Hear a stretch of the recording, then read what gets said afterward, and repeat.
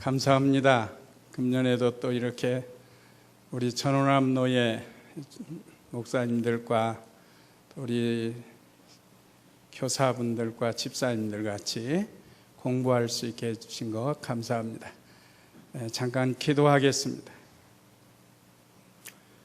하나님 아버지, 이 시간도 저희들을 진리 가운데로 인도하여 주시옵소서. 예수님의 이름으로 기도하옵나이다. 아멘. 원래 제가 첫째 날 했어야 되는데 교회 초상이 나가지고 시간을 늦췄습니다. 그래서 오늘 우리가 배울 교환은 제3페이지 제1일, 오늘 본문은 에베소서 5장 1절에서 14절 말씀인데요. 오늘 제목이 빛의 자녀들답게 행하라 라는 말씀으로 8절에서 11절까지 교독하겠습니다. 제가 한 절 읽고 같이 교독해 주시면 감사하겠습니다. 8절에서 11절, 제가 먼저 8절을 읽겠습니다. 너희가 전에는 어둠이더니 이제는 주 안에서 빛이라. 빛의 자녀들처럼 행하라.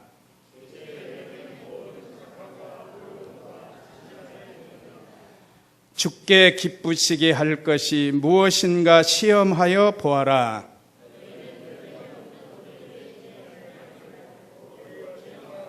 아멘. 오늘 제목이 빛의 자녀들답게 행하라 그랬습니다. 답게 한다는 거. 우리 지금 이 구역에는 자녀들처럼 해라 했고, 왜 답게 했는가 하면 우리 바른 성경에는 답게로 이렇게 나와 있습니다. 그래서 답게나 처럼이나 같은 뜻인데, 부모는 부모답게, 자녀는 자녀답게, 아이들한테 특별히 자녀답게 해야 된다. 또 우리는 교회 생활을 하니까 주일학생답게 살아야 된다 하는 것을 이번에 성경 공부 시간에 잘 이렇게 전해주면 좋겠습니다. 그럼 어떻게 해서 우리가 빛이 되었는가? 우리 목사님들이나 여기 계신 선생님들 다 잘 아시고, 그런데 아이들은 이걸 잘 모를 수가 있습니다. 어떻게 해서 빛이 되는가? 예수님을 믿으면 예수님이 빛이시라고 했습니다. 내가 세상에 있는 동안 세상의 빛이로라. 요한복음 9장 5절에서 이렇게 가르쳐 주셨는데, 그래서 그 예수님을 믿으면 예수님의 그 빛이 우리 안에 들어와서 우리가 빛이 되어, 찬송가에도 우리 작은 불을 밝혀 험한 세상 비추세라는 찬송도 있습니다. 그래서 어떤 면에서 빛은 행위를 가리킬 수 있습니다. 예수님 믿고 구원받은 주일학생들, 특별히 주일학생들이 대상이니까 안 믿는 학생들하고는 좀 다르게 예수님의 빛을 비춰야 되는데, 예수님 믿는 사람에게는 빛이 되었다. 마태복음 5장에 보면 너희는 세상의 빛이니 사람이 등불을 켜서 말 아래 두지 아니하고 풍경 위에 두나니 그랬습니다. 그래서 예수님 믿는 우리 주일학생들은 다 빛이 되었다. 그러니까 이제 빛의 자녀답게 행하라. 하나님이 빛이시고 우리도 빛이란, 예수님도 빛이시고.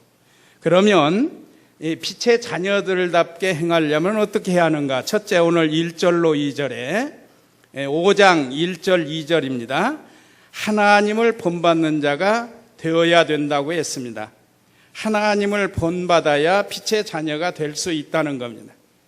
1절에 보면 그러므로 사랑을 입은 자녀같이 너희는 하나님을 본받는 자가 되고.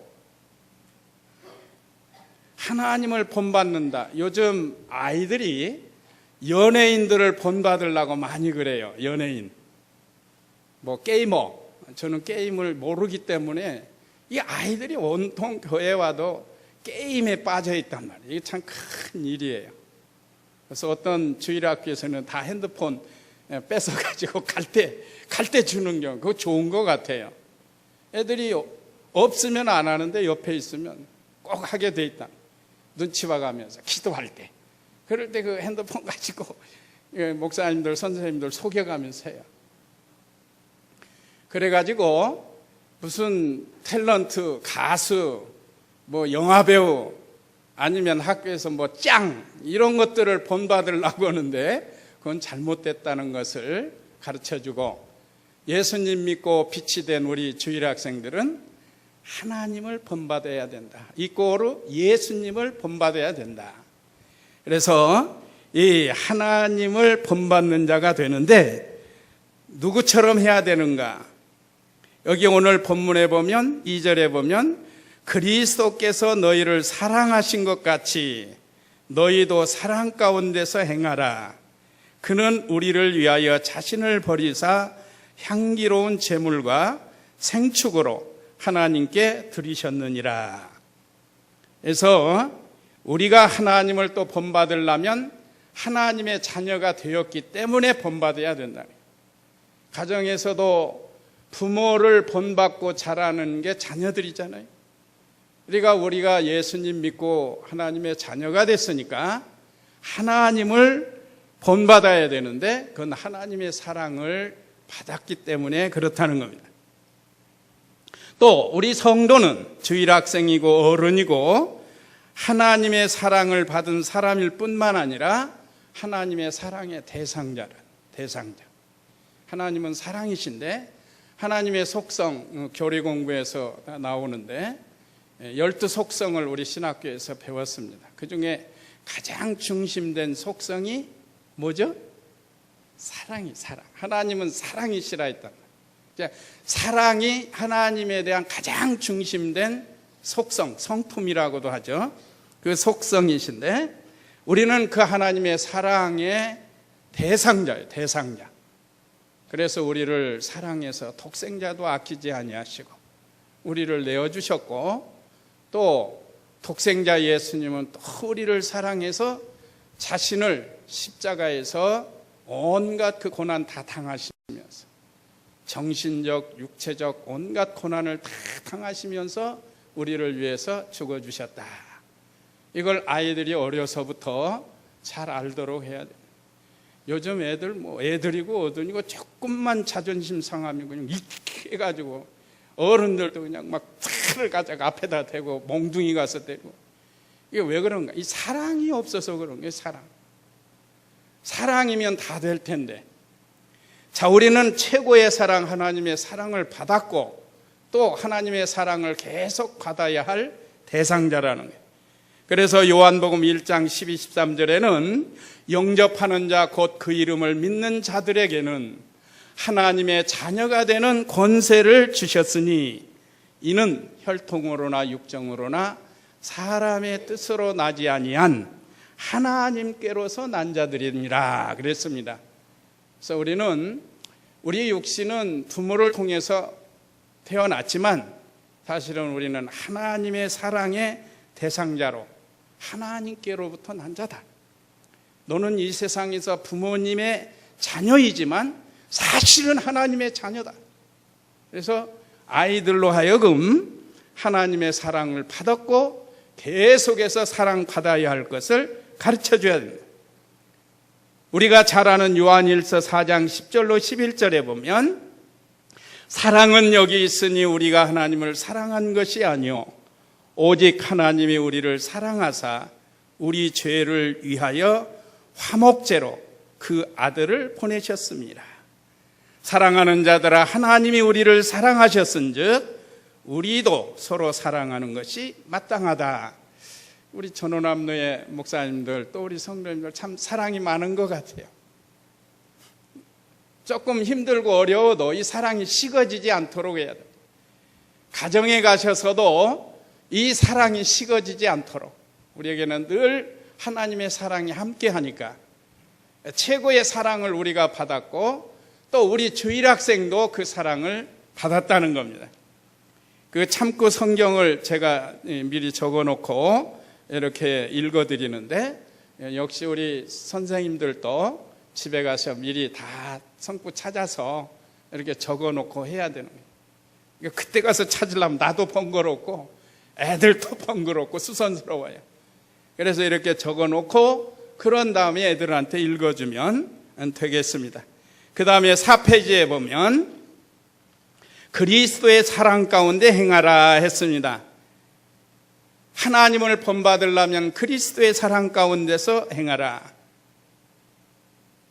그리스도는 우리를 위해서 자신을 버려주셨기 때문입니다.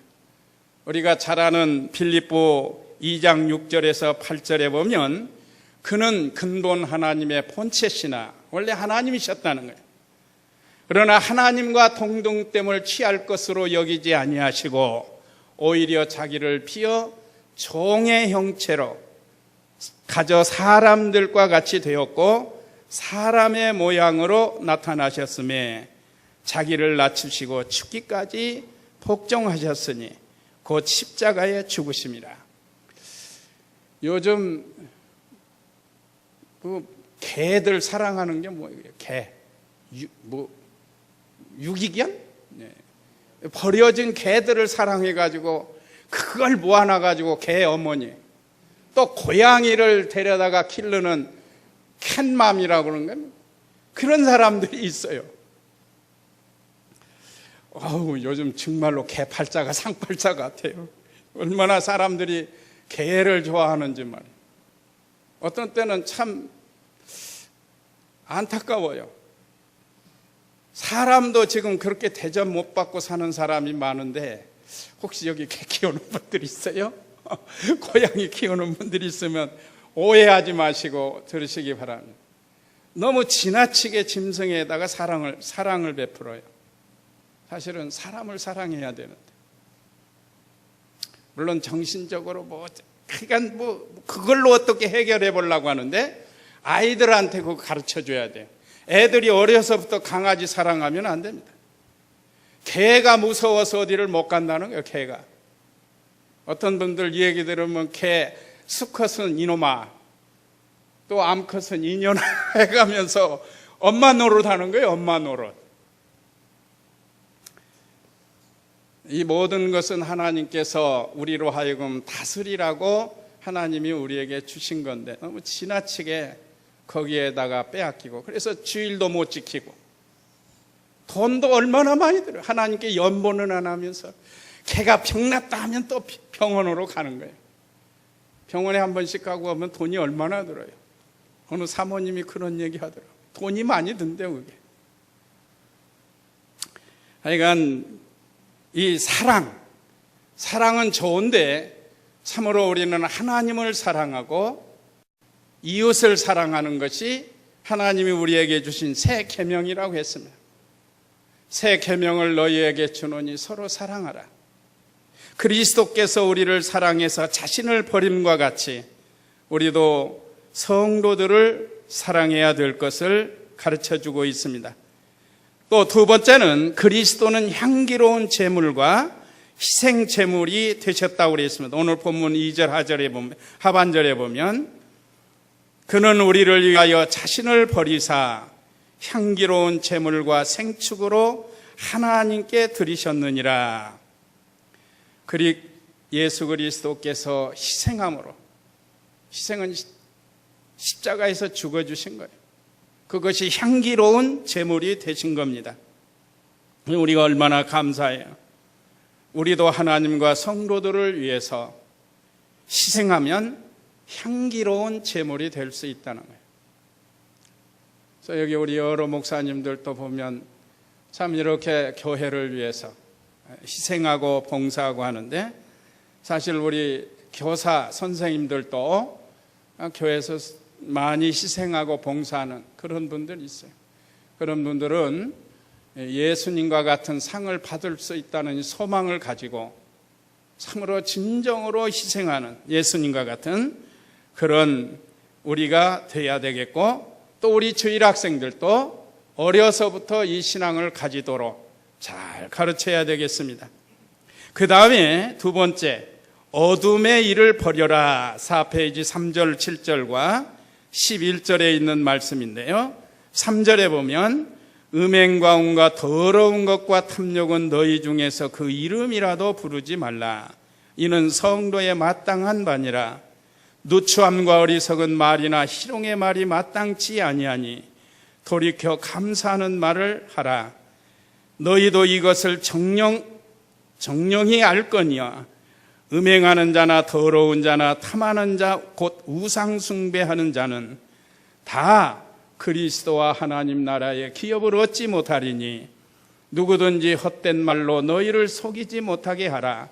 이를 인하여 하나님의 진노가 불순종의 아들들에게 임하나니 그러므로 저희와 함께 참여하는 자 되지 말라. 요약하면 어둠의 일에 참여하지 말고 어둠의 일을 버리라는 거. 어둠의 일은 죄를 가리킵니다. 빛은 예수 그리스도가 빛이고 하나님이 빛이니까 반대로 어둠은 사탄의 일이고 죄악된 일을 가리킵니다. 그래서 이 고린도후서 6장 14절 15절에 보면 너희는 믿지 않는 자와 멍에를 같이 하지 말라. 의와 불법이 어찌 함께하며 빛과 어둠이 어찌 사귀며 그랬습니다. 빛과 어둠은 같이 갈 수가 없어요. 그래서 여기 오늘 말씀에 빛과 어둠은 공존할 수 없다고 합니다. 함께 할 수가 없다고 그랬어요. 그래서 우리 아이들이 빛 가운데 행하는 건 하나님 말씀대로 행하는 건데 참 세상에는 그렇지 못하는 일이 많다는 거. 여기 여러 가지를 기록했습니다. 음행, 간음, 불법적인. 그런데 우리가 아이들 가르칠 때 너무 구체적으로 이건 성적인 걸 구체적으로 말할 거는 없다고 봅니다. 그건 이 다음에 크면 자동으로 알게 되니까. 그리고 여기에서 가르쳐 준 건 더러운 것이라는 거예요. 더러운 거. 특별히 말에 대해서 많이 기록했습니다. 여기 말이 사람을 더럽게 할 때가 많아요. 어른들로 말하면 음란패설 같은 거. 아이들도 놀이터에서 보면 더러운 말 많이 해요. 어떤 때는 막 깜짝깜짝 놀래요. 저도. 너무 말을 함부로 욕하는 거라든지 이게 전부 더러운 말이라. 또 생각도 마찬가지입니다. 생각. 더러운 생각을 하지 말아야 된다. 요즘 아이들의 생각이 잘못된 생각을 많이 할 수 있습니다. 그래서 마음이 잘못되고 생각이 잘못되고 그것이 말로 표현이 되고 행동으로 표현이 된다. 특별히 우리 아이들에게는 요즘 스마트폰으로 해가지고 어른도 모르는 걸 찾아서 보는 아이들이 있어요.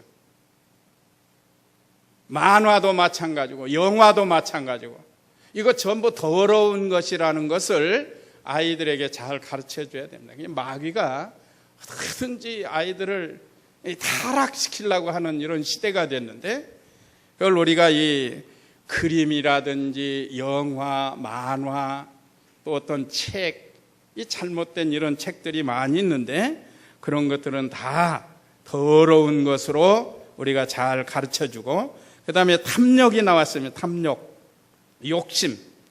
아까 우리 성 목사님께서도 욕심에 대해서 말씀하셨는데 특별히 물질에 대한 욕심.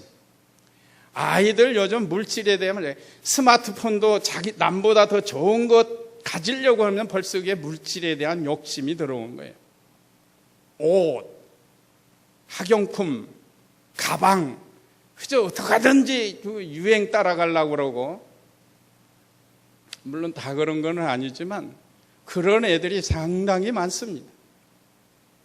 참 어렵고 힘든 아이들을 돌아보려고 하는 그런 마음보다 오히려 왕따시키고 갑질 노릇하려고 하고 그런 아이들이 많아요. 그래서 우리 주일 학생들은 그거 하면 안 된다는 거예요.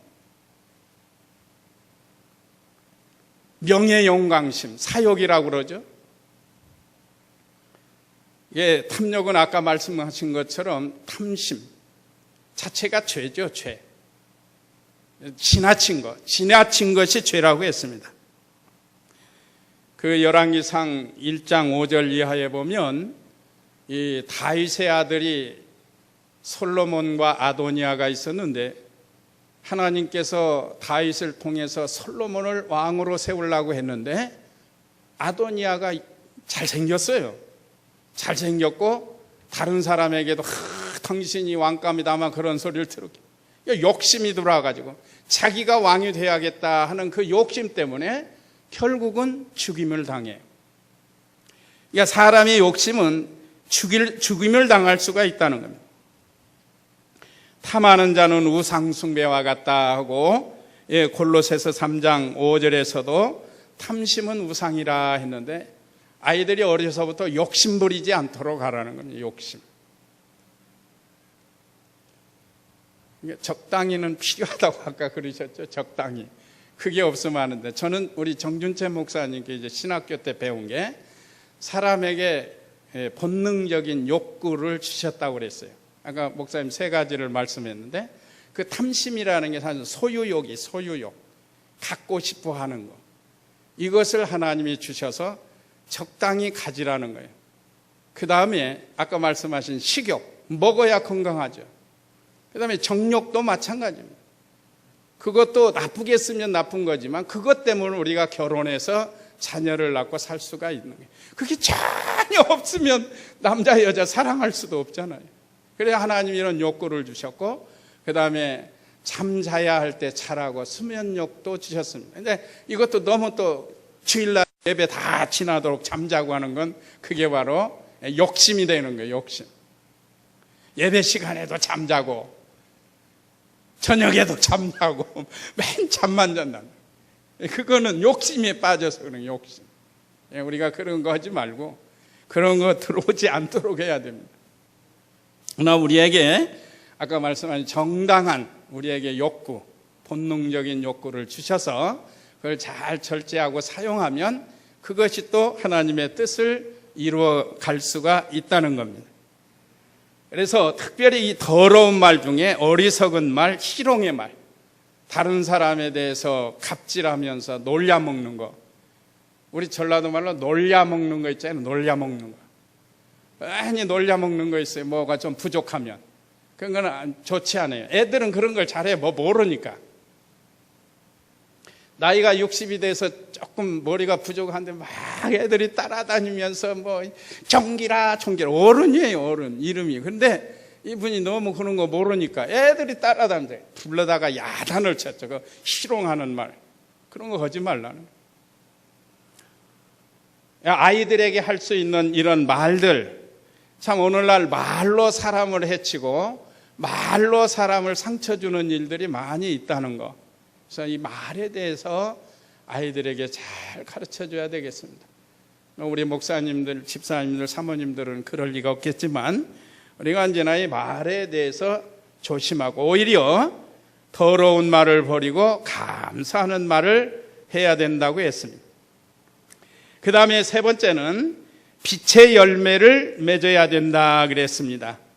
8절에서 14절 내용인데 여기 오늘 8절에 보면 너희가 전에는 어둠이더니, 전에는 어둠이었다는 건 예수님 믿기 전에는 우리가 다 어두움의 자식들이었습니다. 마귀의 자녀였다 이 말이죠. 그런데 이제는 주 안에서 예수님을 믿고 빛이라, 빛이 되었어요. 어둠과 빛은 반대입니다. 하나님이 이렇게 큰 은혜를 우리에게 주어서 자, 빛이 있으니까 길이 밝히 보이고 어디로 가야 할까를 분명히 가르쳐 줍니다. 그러나 예수님 믿지 않는 사람은 같이 우리가 지금 낮에 살고 있지만 사실은 어두움에서 살고 있는 겁니다. 그래서 빛의 자녀들처럼 행하라. 빛의 열매는 모든 착함과 의로움과 진실함에 있다. 착함, 선한 거라고 했는데 우리 공과책엔 선한 걸로 되어 있습니다. 이게 바른 성경에 해석이 돼서 이렇게 된 거죠. 이게 착함이에요. 착함. 여기 아름다움, 착함, 좋음이라는 뜻인데 선한 행실로 나타난다. 그 마태복음 5장 16절에 이같이 너희 빛을 사람 앞에 비치게 하여 저희로 너희 착한 행실을 보고 하늘에 계신 너희 아버지께 영광을 돌리게 하라. 빛 가운데 행한다는 하나님 말씀대로 하는 걸 가르쳐요. 하나님 말씀대로. 또 의로움은 옳은 행실을 가리킵니다. 행동.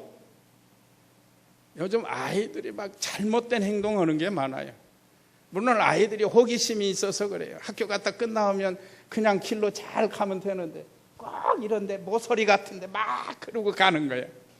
행동이 그래, 애들이. 그것뿐만 아니라 잘못된 길을 걸어갈 때가 많은데, 그럴 때 우리가 하나님의 말씀으로 잘 양육을 해야 되겠습니다. 에베소서 4장 24절에 하나님을 따라 의와 진리의 거룩함으로 지으심을 받은 새 사람을 입으라. 예수님 믿는 우리 학생들은 새 사람이 되었어요. 그러니까 새 사람은 하나님의 말씀대로 의를 행하고 진리를 따라가고 거룩이라는 단어는 구별되다라는 뜻입니다. 구별. 세상과 죄와 구별된. 그러니까 안 믿는 학생하고 믿는 학생하고는 좀 달라야 된다 이 말이죠. 구별된 생활. 또 로마서 6장 13절에서는 너희 지체를 불의의 병기로 죄에 들이지 말고. 우리의 지체가 병기가 됩니다. 병기?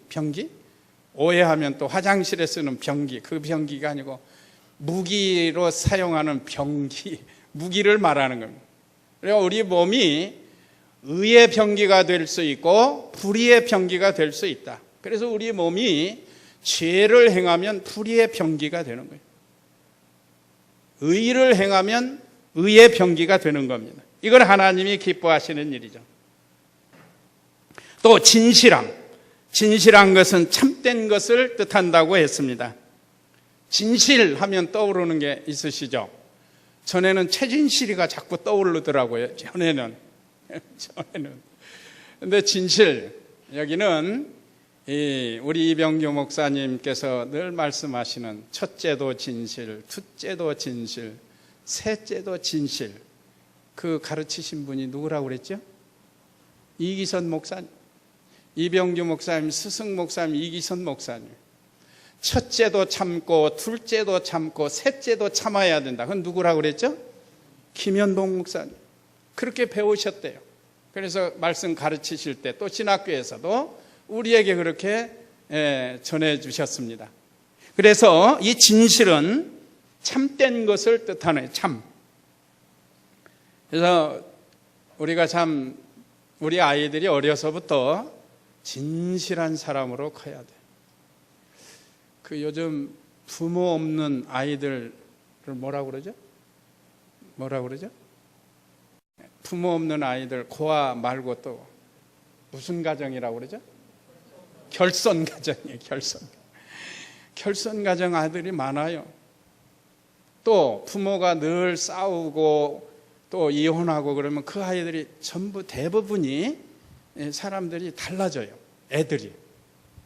그러니까 이런 아이들을 잘 들여다가 하나님 말씀으로 양육해가지고 진실한 아이들이 되도록, 의로운 아이들이 되도록, 착하고 선한 아이들이 되도록 근본 성경학교 때 아이들을 잘 가르쳐서 좀 더 변화되는 그런 아이들이 되도록 해야 되겠습니다.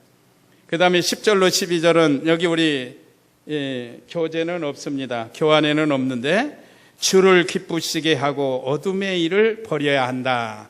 이것이 빛의 열매를 맺는 거라는 거예요.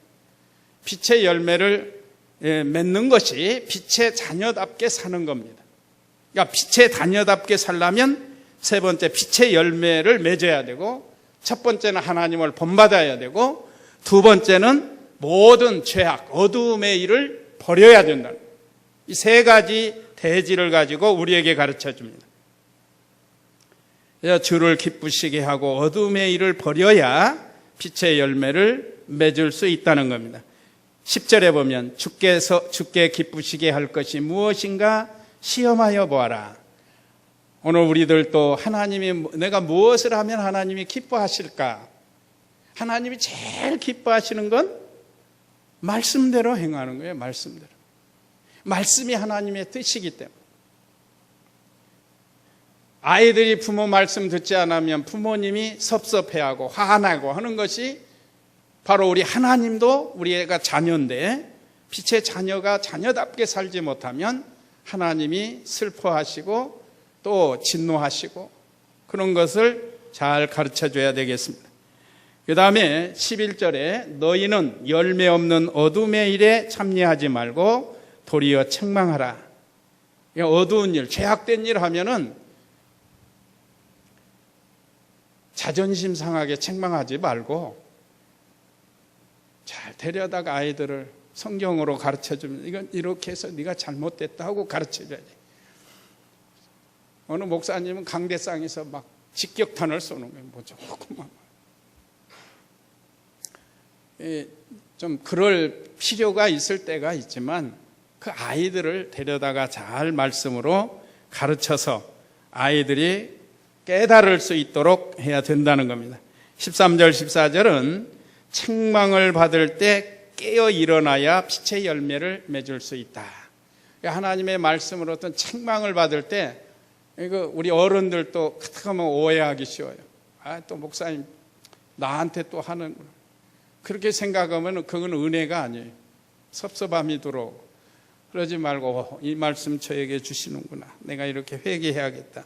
그래서 잘못된 것에서 깨어 일어나야 깨달아야 일어나야 그래야 빛의 열매를 맺을 수 있다 하는 그런 내용입니다. 아무쪼록 또 이렇게 준비 잘 하셔서 아이들에게 어려운 용어를 쓰는 것보다 아이들에게 맞는 용어들을 잘 쓰시면서 진리에서 이탈하지 않도록 그렇게 가르쳐서 많은 은혜의 시간 되시기 바랍니다. 기도하겠습니다.